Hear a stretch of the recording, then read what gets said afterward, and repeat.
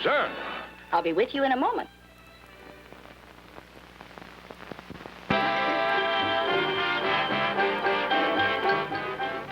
Susanna, let's come back later. Captain Huxley's working. Oh, he won't mind an interruption. He'll be angry if we bother him. No, he won't. Yes, he will.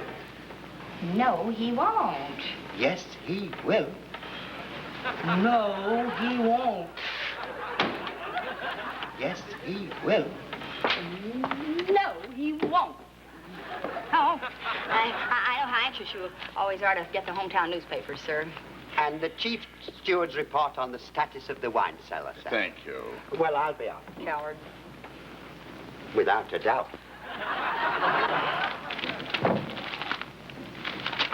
Oh, no. It can't be. Oh, I hope it isn't bad news, sir. It is. My hometown newspaper. How could she do it? Why, it's incredible. West Side woman accidentally swallows balloon. Fattening, maybe, but incredible? Above that. Society leader to wed football coach. Elizabeth Arnold last night announced her engagement to... Elizabeth. My beautiful, lovely Elizabeth. How could she do it? She was your... You were her... When I was home, we were inseparable. Like Romeo and Juliet, Antony and Cleopatra. And now I've lost her. And to a football coach. And do you know why, Miss Pomeroy? Because she wanted seats on the 50-yard line? No. Because he is a younger man than I am. She wanted a younger man than you are? Oh, you're in the prime of life, sir. Why, you're mature and worldly and irresistibly attractive. Well, then why would Elizabeth want to marry someone else? Oh, well, maybe she doesn't like men who are mature, worldly, and irresistibly attractive. It's no use, Miss Pomeroy. I'm through. Over the hill, washed up. Now, don't you dare talk like that. Why, you're a strong, vigorous man. Your best years are ahead of you. There's no need to try to soften the blow, Miss Pomeroy. But it's the truth. Why, you've just reached that fascinating, exciting age. You're probably too good for him. Do you really think so? Captain Huxley, Mr. Sheldon wants to know if you'll join him and the other older folks in a game of cribbage. Oh, gee. Well, they'll finish early. Folks that age need their sleep. No, gee, you left the stove burning in our cabin. Goodness me. Susanna, we haven't got a stove in our... Get out! Cribbage with the older folks. You see, Miss Pomeroy, I'm through. I'm over the hill. Oh, don't pay any attention to Nugie. She was just talking through her head again. I am washed up. All of the usefulness has been squeezed out of me like yesterday's grapefruit. Oh, nonsense. Now, you just take a look at yourself. Oh, look. Come on, please. Whoa. Now, there. Look at yourself. Trim, solid, youthful. Ah, yes, sirree. You are a fine specimen of a man. Well, you know, I don't look so bad at that, Miss Pomeroy. Captain Huxley. Come in, Cedric. Captain, in our crossing the equator ceremony, would you honor the crew by playing the part of old Father Neptune? Cedric. With his white hair and his shape is unnatural for the old man. Goodbye, Cedric. Don't protect me, Miss Pomeroy. Why try to save an old battered hull? Cedric, would you get me a glass of warm milk? Then perhaps later I will take a little nap. Yes, sir.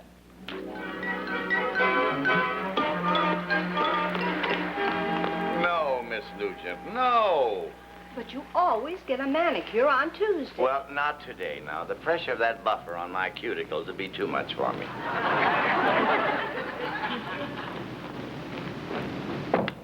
Here you are, sir. Nice and hot. Oh, thank you, Cedric.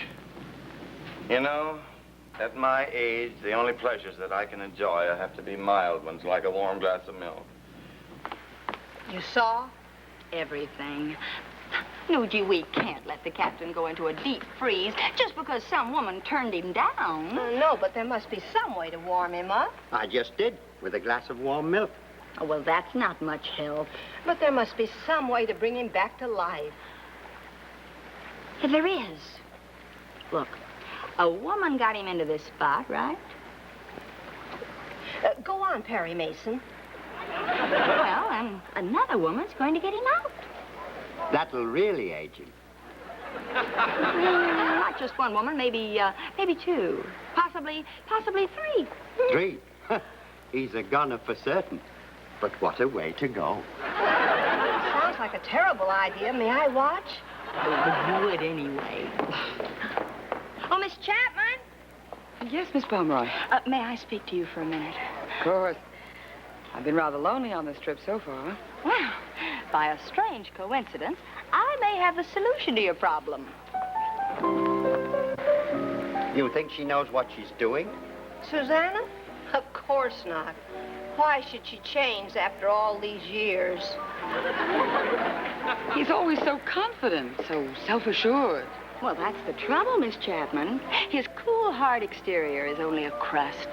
Inside, he's soggy. That's very interesting. He'd love to get married and settle down. Who wouldn't?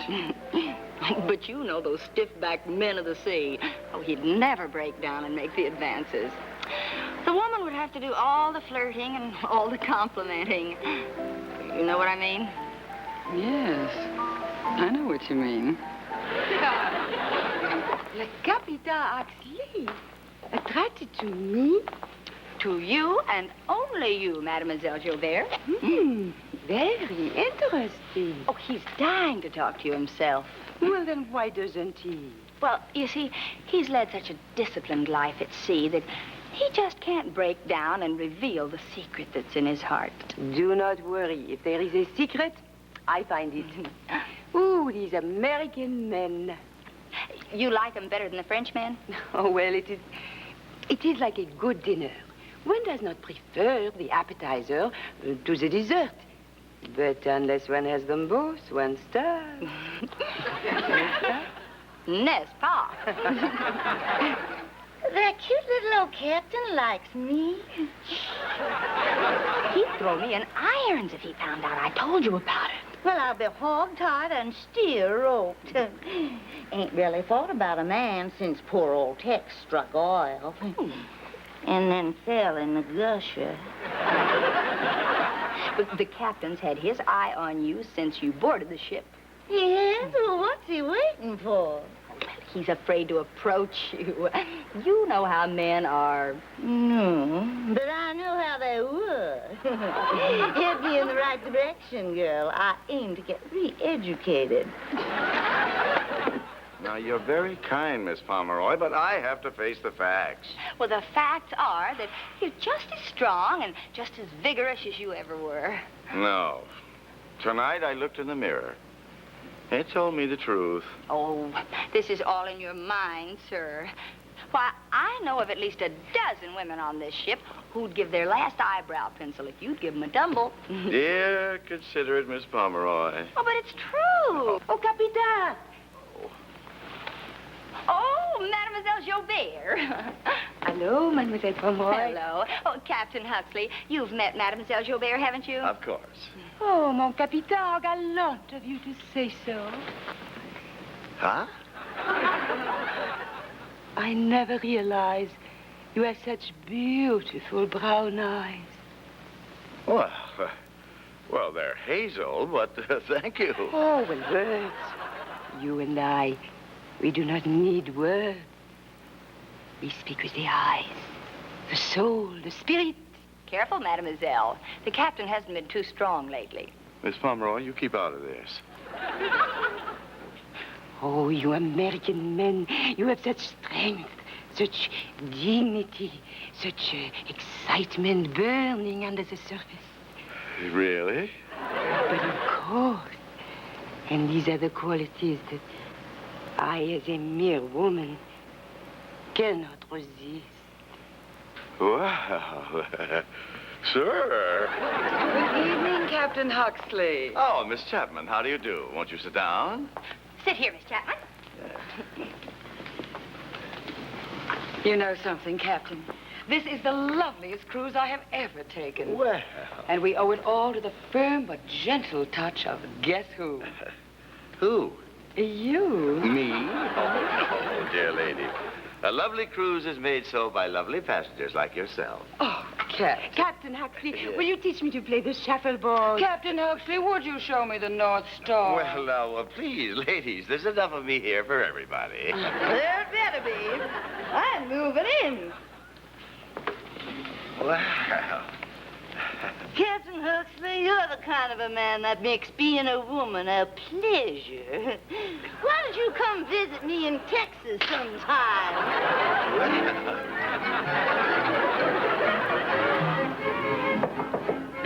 Come in. Oh, well, Miss Pomeroy and Miss Nugent, well, it's good to see you. It's good to see you. It's good to see you, sir, like this. It certainly is. We're so happy. Well, thank you. You know, Mrs. Jarvis and I are going to enter the Mambo contest tonight, Miss Pomeroy. Oh, wonderful. So I want you to give me a brush-up lesson this afternoon. Oh, I'd love to, sir, but this is my afternoon off, and I've got an awful lot of letters to write. Well, they'll have to wait, so you just be here at 1 o'clock. Oh, but, sir... With Mambo records. And, Miss Nugent, I'm having cocktails and Mademoiselle Jarbert. So I would like a manicure around, say, 6 o'clock. Oh, I'm sorry, sir, but I'm off duty at 5:30 You'll today. be here at 6 o'clock now with your manicure tray. You sent for me, sir? Yes, Cedric. I want you to have my dress uniform cleaned immediately. You know, Miss Chapman kind of thinks it makes me look a little like Clark Gable. I'm afraid I won't have time, sir. You won't have time. You will do as you're ordered, Cedric. I will brook no mutiny aboard my ship.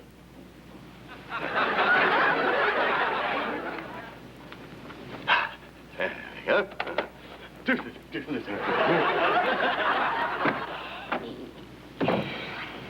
Well, what other girl do you know who's built her very own Frankenstein monster?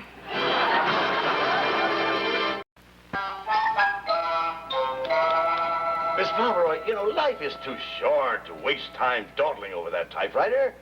Follow my example. Live each moment to the hilt. Move, act, accomplish, and do. Yes, sir.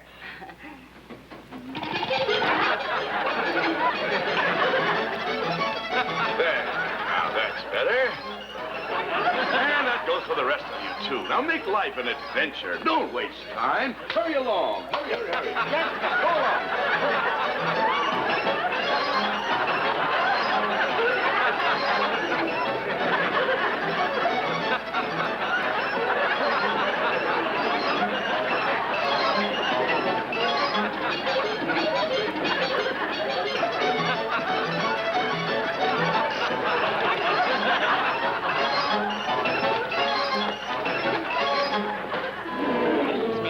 The slave driver's gone.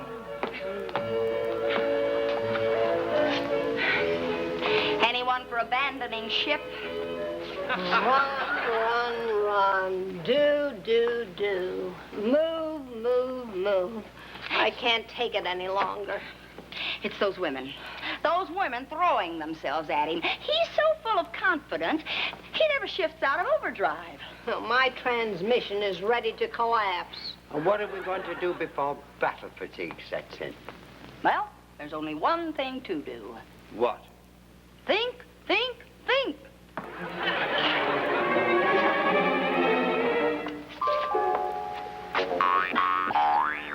I've got it.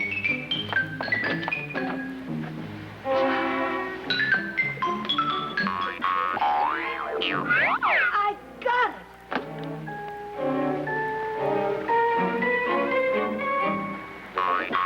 I have received it. You mean to tell me that all this time he's been just stringing me along? Well, when he started to face the responsibilities of settling down, he got cold feet. Wait till I tell that sneaky little coward what sneaky little thoughts I'm thinking about him. Oh, no, not that way, Miss Chapman. Now, if you really want to get even with him, be subtle. Subtle? Snub him. Be cold. And when he speaks to you, just look right through him. Oh, I have been deceived by this miserable sea-wolf. It's lucky I overheard him say how he wishes he could get rid of women in his life. Well, he will never get rid of me, because first I will get rid of him. Bonsoir. Bonsoir. But that means good night, huh? Yes, I know. Good night, Captain Huxley. What a low-down soon-so, trifling with the affections of a helpless woman. I hate to be a squealer on my own sex, madam, but a cat's a cat, and the captain's been the caddiest. Thanks for weaseling out on him, pal. I'm gonna take good care of Captain Huxley. Poor chap.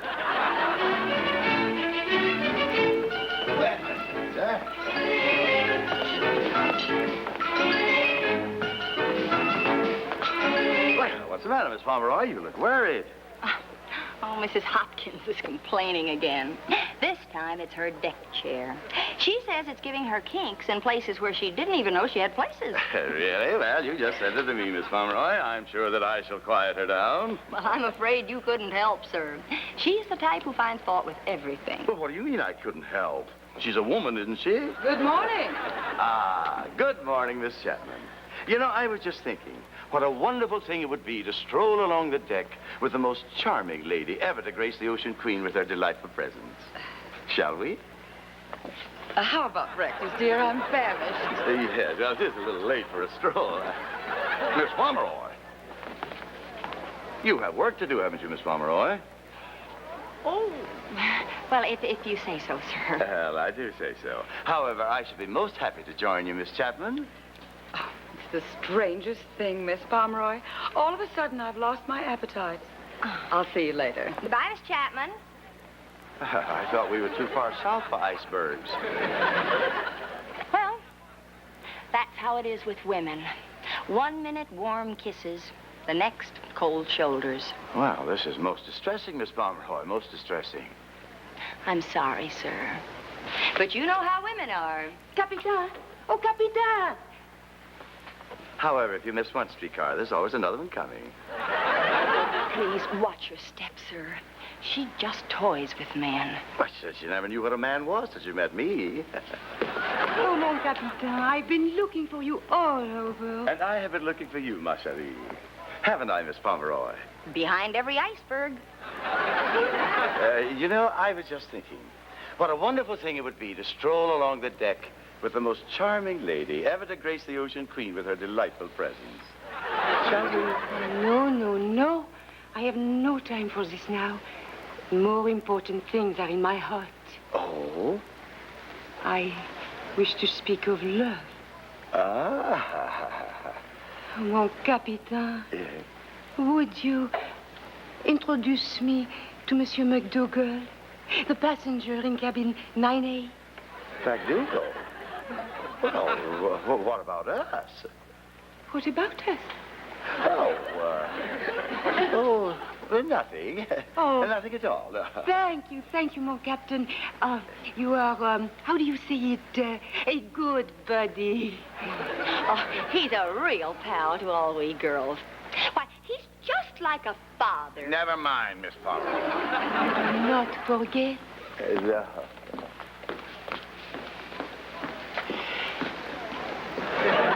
Well, looks like another streetcar jumped her trolley. Oh, Miss Pomeroy, the events of the past few moments have been a severe blow to me. Oh. I'm beginning to think that I built up a lot of false illusions about myself. Captain Huxley, I gotta see you. Mrs. Jarvis. You know, I was just thinking, what a wonderful thing it would be to stroll along the deck with the most charming lady.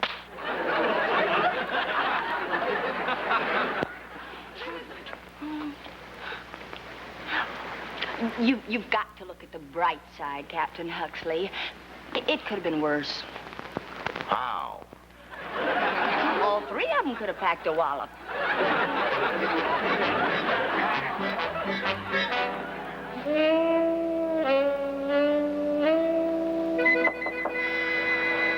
Come in. Oh, good morning, Captain Huxley. Good morning, sir. Well, what can I do for you ladies? Well, the passengers are coming back from their tour of Calcutta, and we thought you'd want to join in the fun. Fun? Well, I guess I can force myself. What's the weather like on deck? Very calm. Good. A strong breeze would finish me.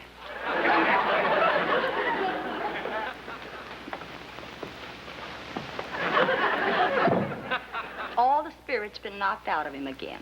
It's heartbreaking.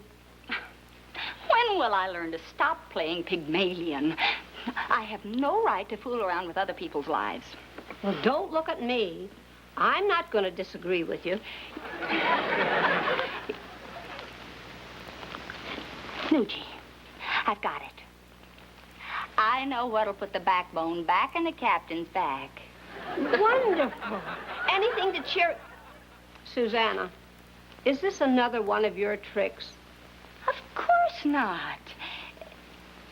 Well, just a little one. Oh, I can't let you do it. No tricks. Do you want to see the captain waste away, become a pale shadow of himself? Are you going to stand by and let him suffer and suffer and suffer? Oh, stop it. I can't stand it. Then you'll let me? Just once.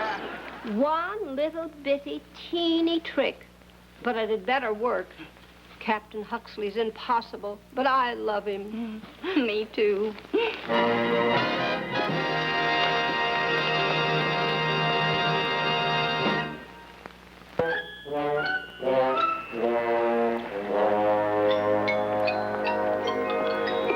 Captain Huxley?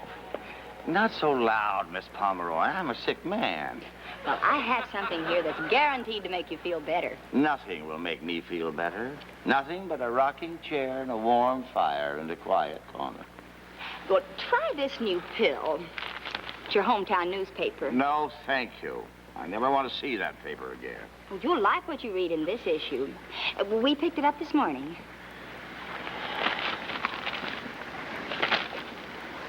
But I thought... I couldn't have said it better myself. Please read it, sir, aloud.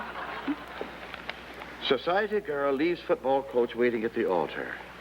I can't marry him because I love someone else. Elizabeth Arnold announced today when she left her... She still loves me. Class will tell. Could Juliet forget Romeo? I knew she couldn't marry another man, particularly when she could still get me. Why, it's utterly fantastic. Where are you going, sir? Miss Pomeroy, I'm making up for lost time. There are still 2 women that I have paid too little attention to. Susanna, I'm proud of you. I'm proud of me, too. But you said you'd have to use some sort of a trick. That newspaper story was for real, wasn't it? Oh, sure. But you see, we picked up a lot of his hometown papers at the same time, and I didn't bother to show him the article that appeared the next day. Elizabeth Arnold jilts football coach to announce engagement to his star fullback. Fell for the way he ran the ends with the first words of... Susanna, the captain is going to find out eventually, you know. Oh, I know. But think of the fun he'll have in the meantime.